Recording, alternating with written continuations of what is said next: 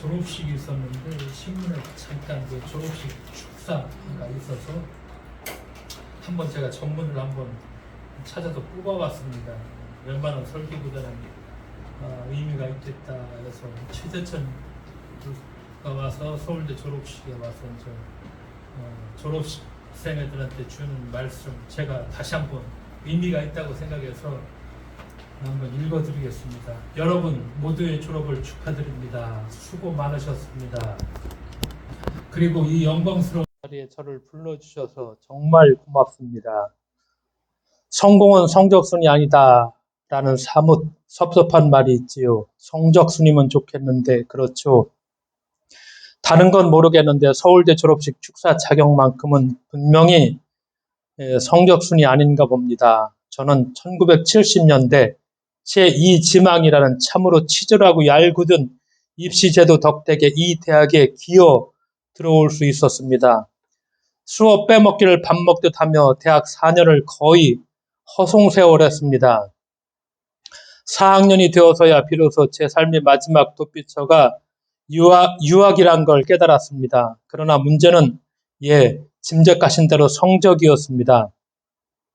지금 유학을 준비하고 계신다면 너무나 잘 알고 있겠지만 외국 대학에 장학금은 고사하고 입학 허가라도 받으려면 평점이 적어도 3.0은 넘어야 하는데 그 당시 제 성적표에는 D와 F가 질비했습니다. 단 한 대학만이라도 입학을 허가해 준다면 무조건 달려갈 마음으로 무려 28개 대학에 눈물겨운 지원서를 보냈습니다.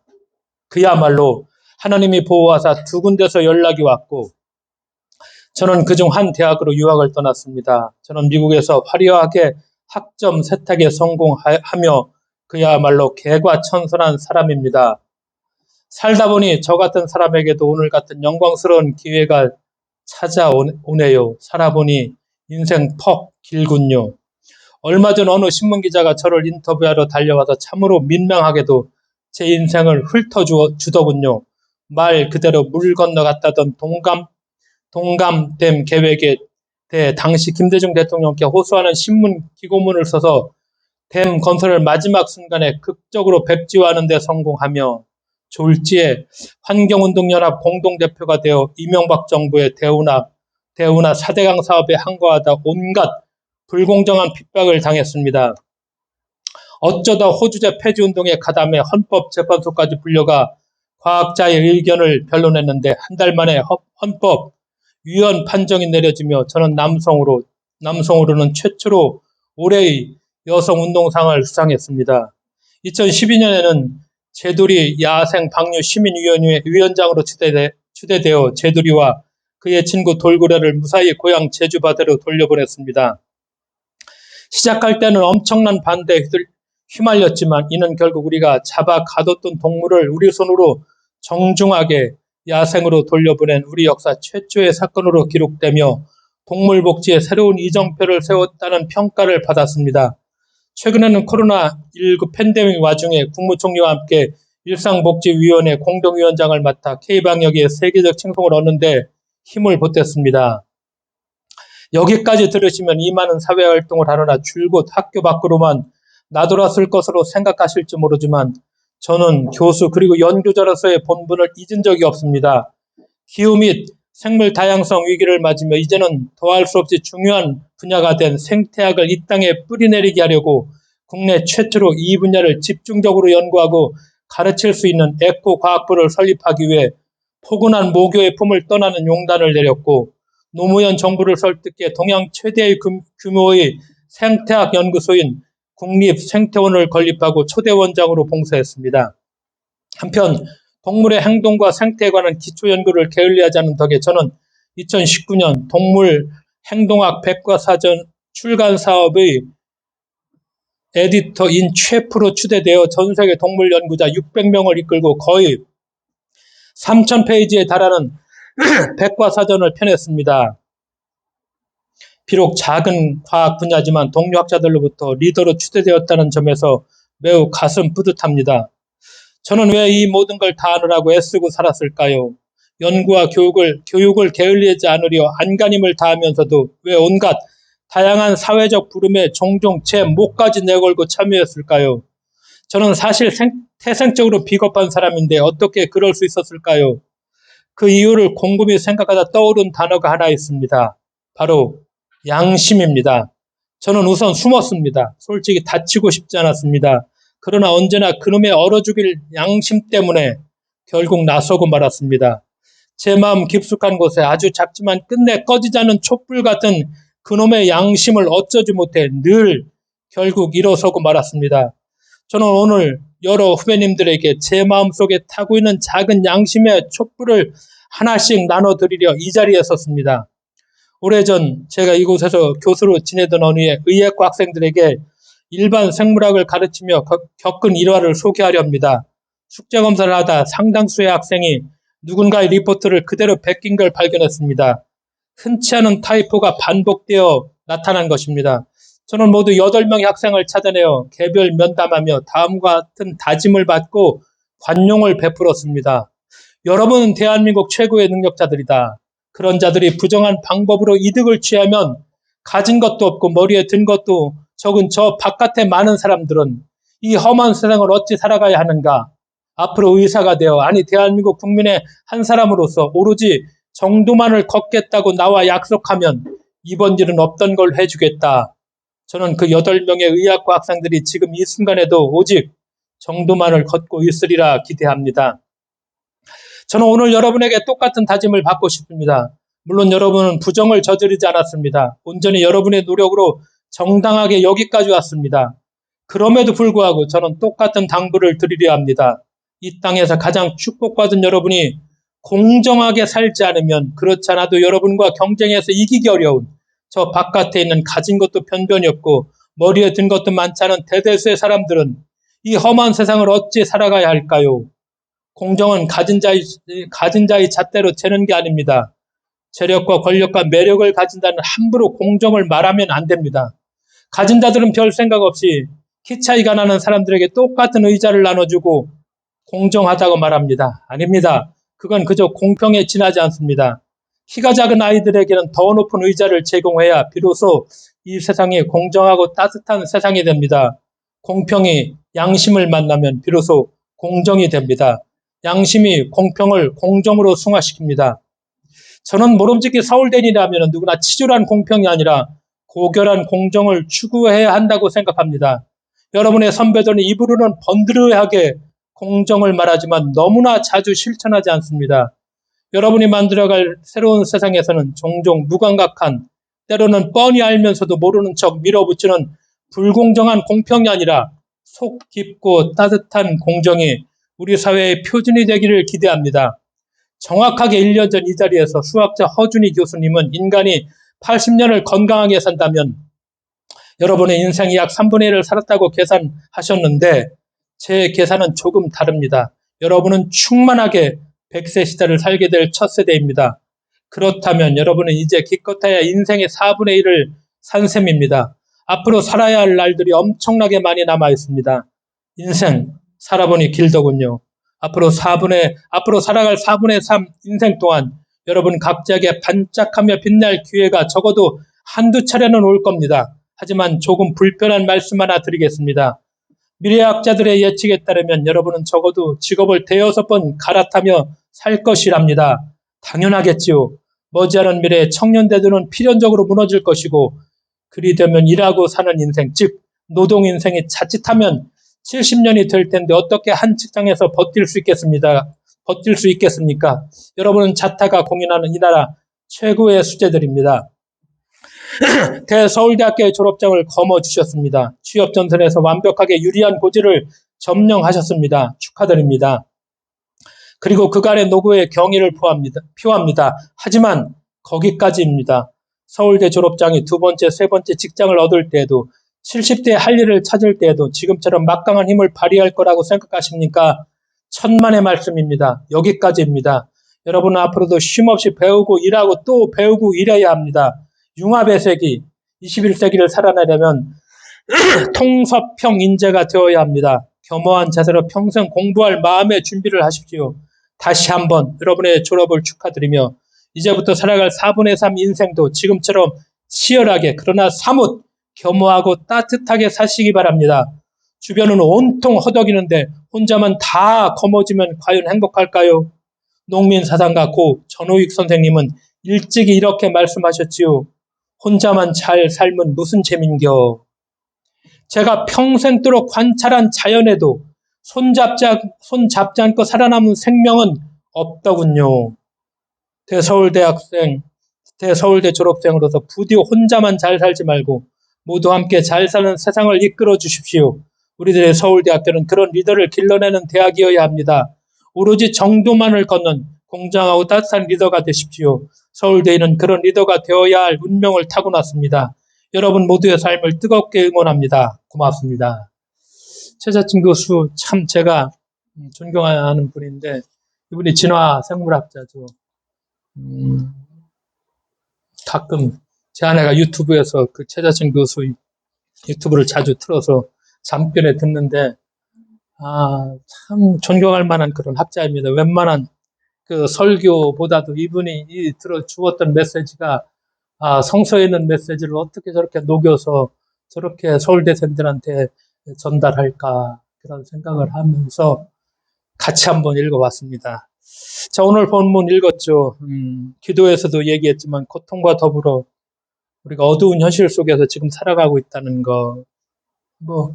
미신이라는 것은 신을 잘 달래고 어르고 제사 지내고 제물을 바치고 그래서 자기의 마음을 조금이라도 편하게 하는 그 정도가 미신이라고 우리가 얘기할 수 있겠죠. 그러나 믿음이란 무엇인가? 미신하고는 전혀 다르죠.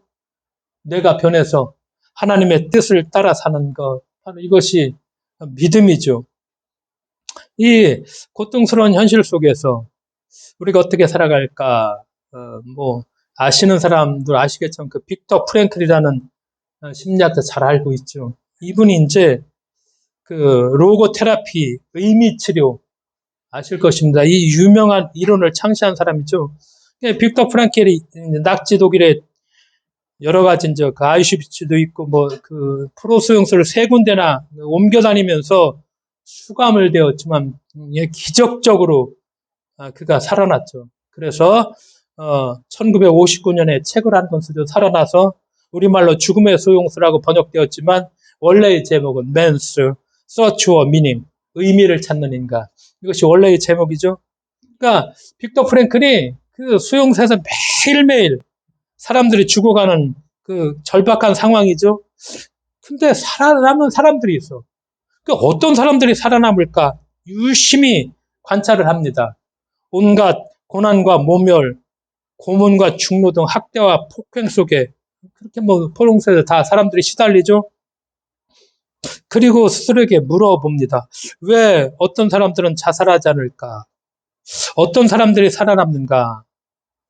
강제 수용소와 감옥은 다르죠.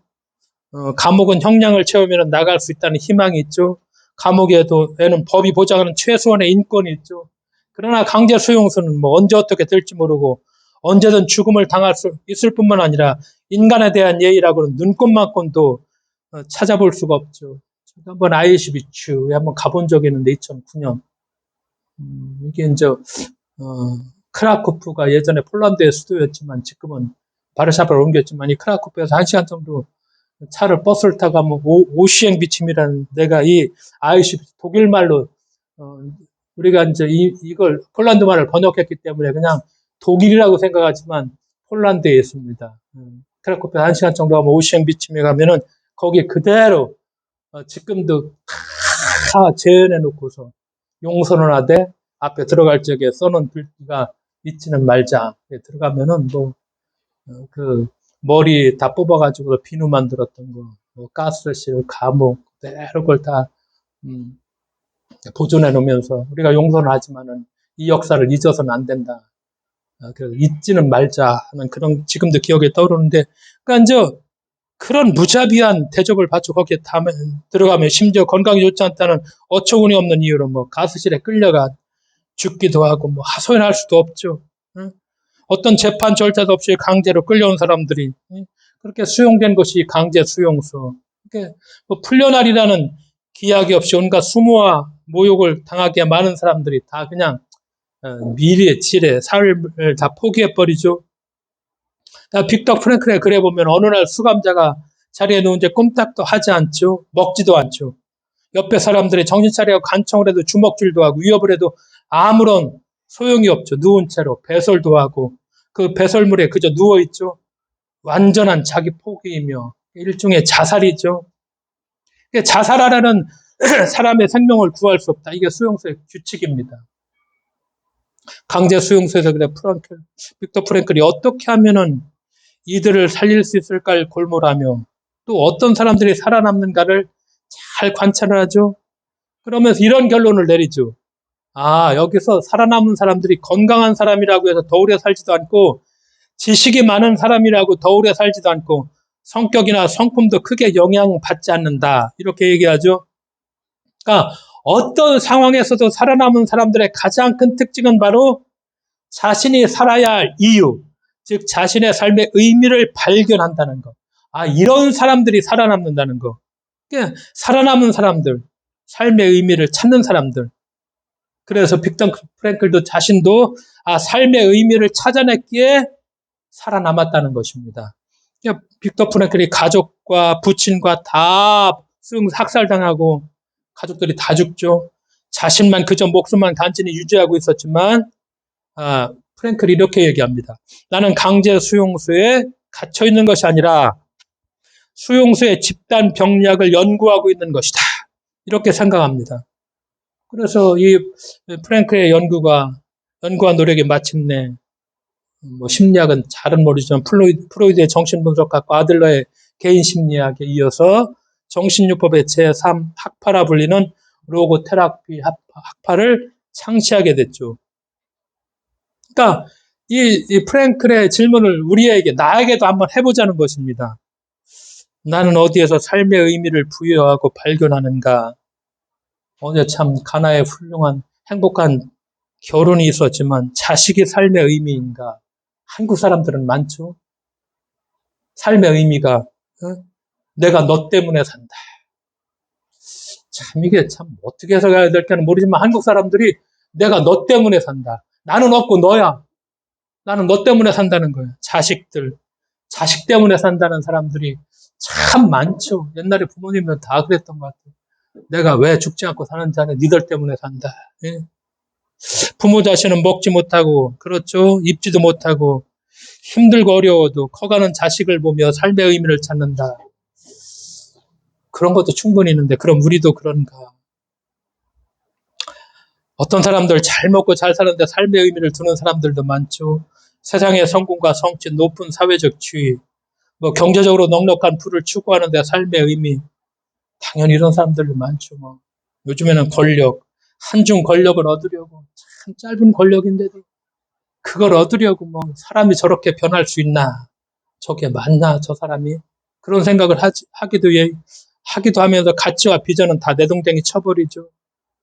그러니까 인간들의 이 고통 자체를 견디지 못하는 것이 아니라 의미 없는 고통을 견디지 못한다는 것입니다. 의미 없는 고통을. 그러니까 왜 살아야 하는지를 아는 사람은 그 어떤 상황에서도 견뎌낼 수가 있는데 니체가 이런 말을 했다시피 자신의 삶에 대해서 나름 이유와 목표를 가지고 있다면 자신에게 주어진 삶을 살아낼 수 있다. 이 니체의 말이죠.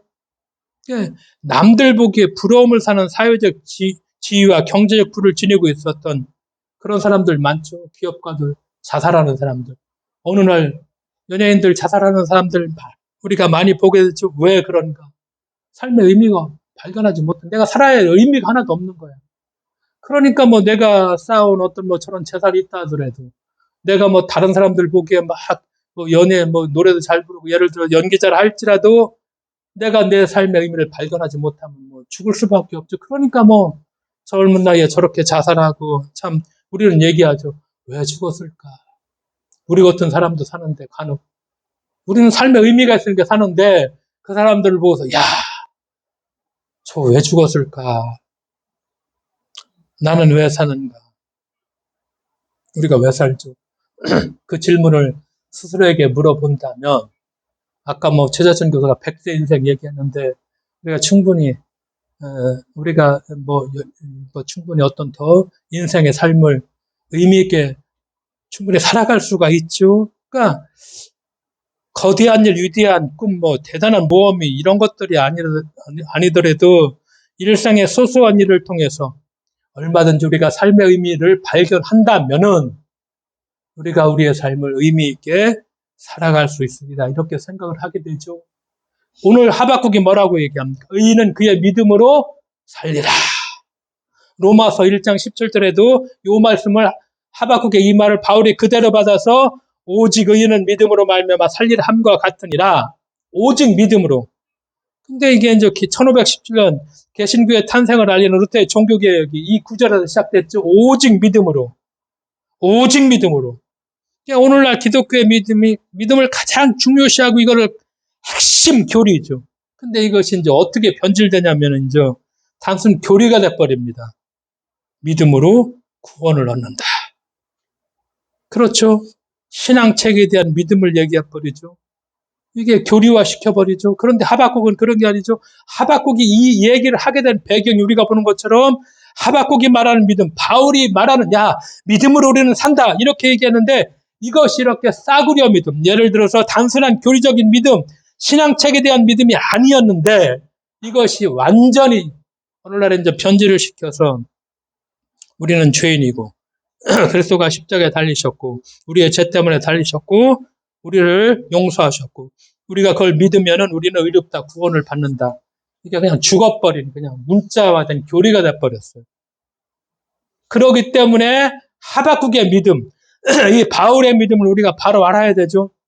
하박국 활동했던 시절이 이스라엘에 무너져가는 때 그때 하나님의 말씀을 받죠. 갈대아인들이 쳐들어온다고 얘기하죠. 바벨론 사람들을 갈대아인이라고 표현했죠. 같은 얘기죠. 바벨론이 쳐들어오는 그러한 시기죠. 그럴 때 하박국은 항변의 예언자입니다. 왜? 하박국은 1장에서부터 읽어보니까 막 따지는 것부터 시작해. 하나님께 다짜고짜 따질 듯 거칠게 대들며 항변하죠. 탄식하죠. 왜 하박국이 항변하고 탄식하는가? 탄식은 부당하고 불법한 현실에 대한 강력한 문제 제기이며 저항이죠. 세상을 둘러봐 하박국이. 근데 폭력이 판을 쳐. 정의가 땅에 떨어져 버렸어. 힘 있는 자들은 폭력으로 힘없는 사람들을 약탈해버려. 공의가 비틀어졌고 법은 무력해버렸어. 권력자들이 수십억, 수백억을 약탈해가고 폭력과 불법이 대낮에 눈앞에서 벌어지는데 법은 늘 강자편이고 정의는 무력하죠. 그런데 더 견디기 힘든 것은 어찌하여 하나님은 이런 꼴을 보고도 가만히 있느냐. 이게 항변하는 거예요. 지금 하박국이 악한 자가 의인을 협박하고 약탈하는데 하나님은 도대체 뭘 하고 계시느냐. 탄식하고 저항해. 하박국 1장서부터 이걸 막 따지죠. 그러면서 개인과 개인의 어떤 불법과 정의만 얘기하는 것이 아니라 국가와 국가도 마찬가지. 하박국이 항변하는 또 하나의 이유가 유다가 죄악이 심해. 그래 하나님이 갈대아인을 일으켜서 그걸 심판하신다는 얘기인데 그런데 그 바벨론이 하는 짓을 보니까 도저히 받아들일 수가 없는 거야. 힘없는 나라를 무자비하게 약탈하죠. 온 세상을 다 짓밟고 있어. 강력한 제국 앞에서 이제 이스라엘 백성들은 물고기와 하박국 표현처럼 벌레처럼 되어버렸어. 하박국은 이런 현실 앞에 탄식하죠. 이런 현실은 당연한 현실이 아니라는 거예요. 하박국의 탄식은 문제 제기이고 눈앞에 펼쳐진 현실이 당연한 것은 아니다. 저항해야 되는 현실이다. 이걸 말하고 있죠. 부당한 현실은 저항해야 한다는 거. 당연한 것으로 받아들여서는 안 된다는 거. 그래서 하박국은 탄식하고 저항하죠.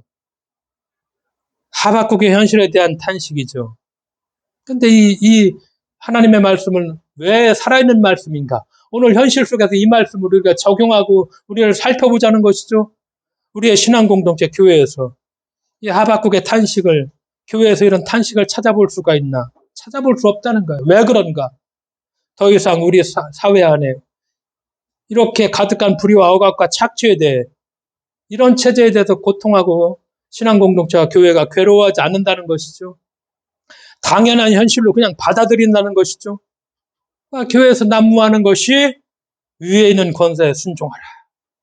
어떠니 그냥 엉터당터한 말 메시지 하나 갖고서 서간에는 메시지 하나 갖고서 위에 있는 권세에 순종해야 된다. 더 이상 교회가 억울하고 고통당하는 이들 곁에 있지 않으니 신음하지 않으며 탄식하지 않죠. 그래서 그 대신 순종하라는 메시지가 막 난무해버리죠. 그런데 하박국은 현실에 순응하지 않고 하나님을 향해 막 소리 지르고 부르짖고 있죠. 그러기 하박국의 탄식은 현실에 가득한 악에 대한 고발이며 저항 가득한 부르짖음이죠. 오늘의 현실이 그거죠. 그렇죠. 교묘한 악이 합법적이라고 하는 거.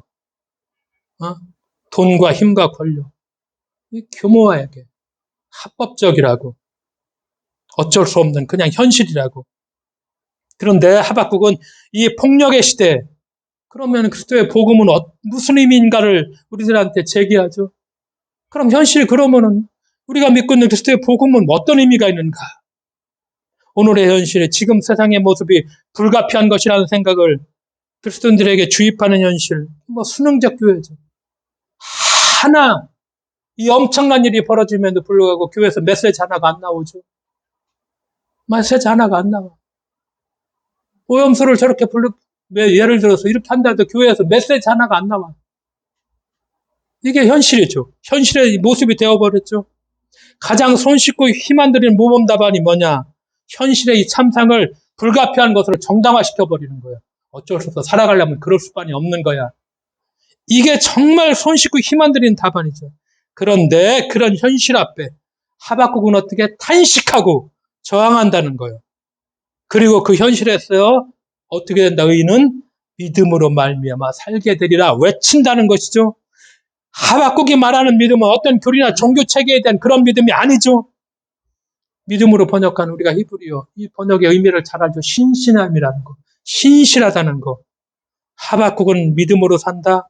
참담하고 고통스러운 현실 속에서도 하나님이 행하실 미래를 바라보고 걸어가는 사람은 반드시 하나님이 지켜주시고, 그렇죠. 건지실 것을 내가 믿으며 신실하게 이렇게 하나님 앞에서 살아간다는 것을 말씀하고 있죠. 악인이 득세, 그래마 원성하지만 의인은 그것에 결코 굴복하지 않는다는 것이죠. 그리고 그런 현실이 당연하다고 당연한 것으로 여기지도 않는다는 거. 악은 악이라 명백하게 규정하며 이 땅에 임하실 하나님의 영광의 현현을 기다린다는 것이죠. 자신의 삶에는 고통과 재앙이 가득하지만 끝까지 하나님을 신뢰한다는 것이죠. 아까 최자천 교수가 얘기하는 거, 우리 말로 말하면 믿음의 그놈의 양심이 뭔지, 그 양심 때문에, 그렇죠. 4대강 사업에 반대하고 나섰고, 자기가 맨날 불려다녔고. 근데 뭐냐?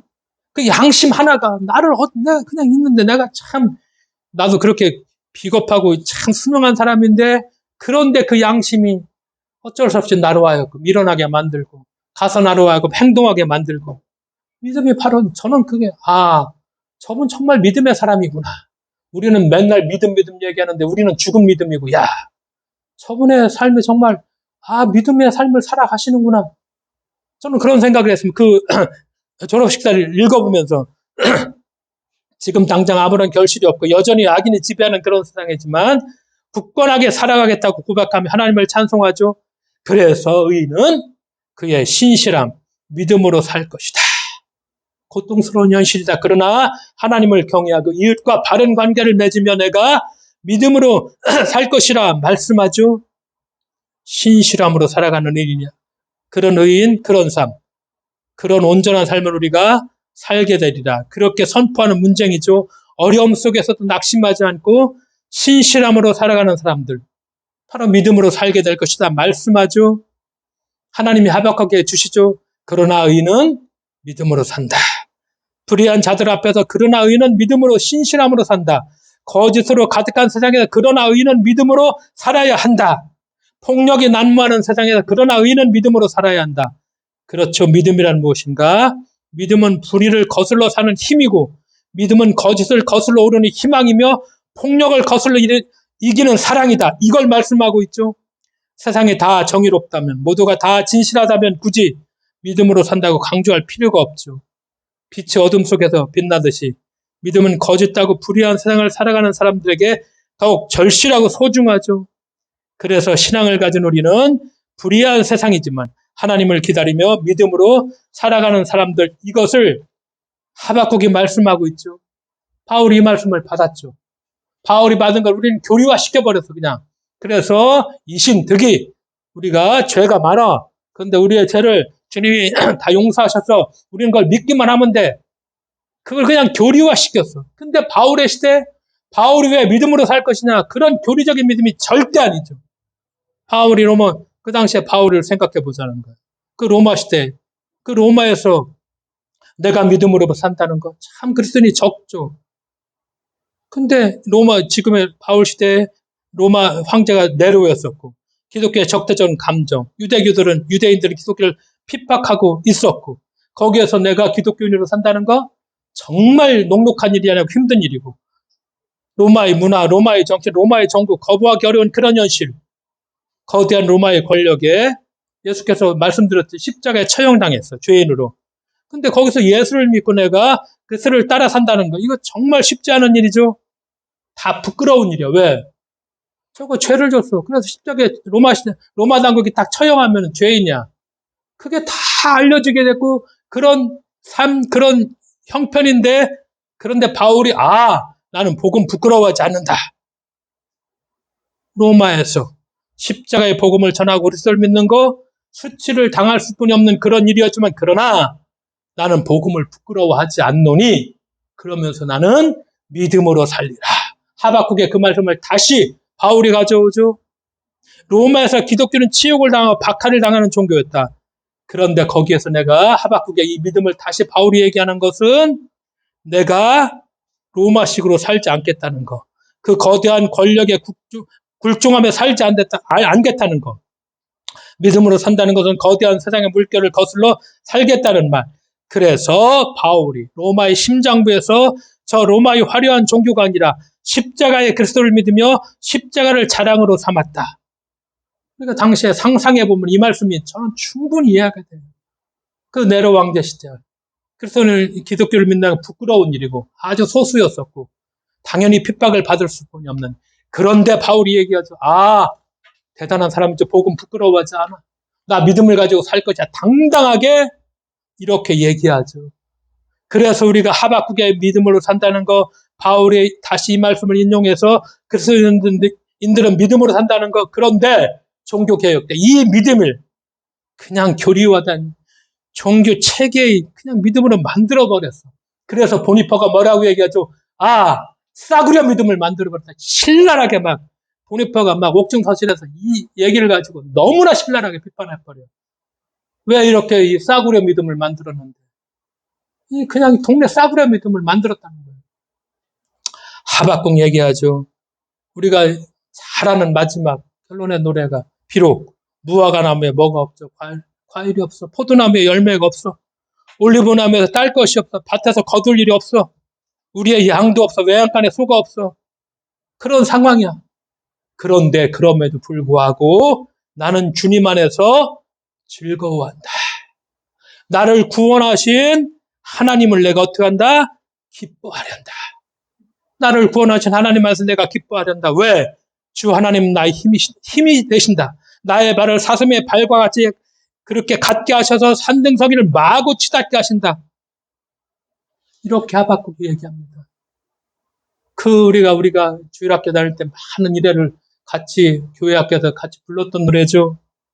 우리가 이 노래의 의미, 불의와 거짓이 판을 치는 세상에서 그러나 믿음으로 살아가는 의인의 노래고 신앙인의 찬미고 사도 바울이 거대한 로마 제국에서 당당하게 복음을 부끄러워하지 않고 믿음으로 살겠다고 고백했던 것. 그래서 오늘 우리도 의인은 믿음으로 산다.